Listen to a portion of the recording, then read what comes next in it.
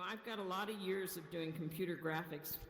I was an artist before there was computer graphics, and I finally got into it around 1981 when I bought an Apple II computer. Now, the Apple II computer had a whopping 280 by 192 pixels that you could. That's not a lot of pixels given what we have today in our headsets. So for my master's thesis in 1981 to 84, I drew things on this Apple II computer.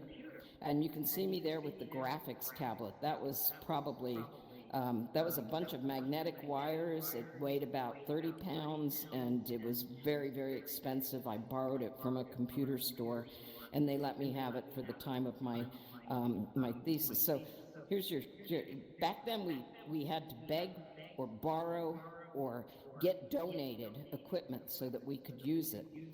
But these pieces I did for this particular project, this Integrated Fantasies, there were about 19 of them. And I wanted to share those back with the world to show people how far we've come in the last 35 years or so. So what I'm doing with this, taking the pictures that I made then with explanations of them, and I thought about putting them in a VR gallery. And I thought, okay, well, yeah, that's old school kind of VR gallery. So I instead decided in the house, the 100-year-old house that I lived in when I was making them. And so I've partnered with another VR artist named Jackie in the UK, and she has been building a version of that 100-year-old house in tilt brush.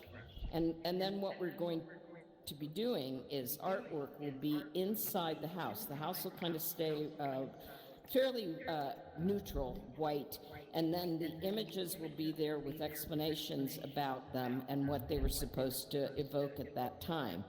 And this will be something I hope that people can walk through and kind of get an understanding of how far we've come from 280 by 192 pixels to walking around in a VR environment. We are in marvelous times, and every person who gets into this kind of artwork, this digital artwork, has to invent the future for themselves.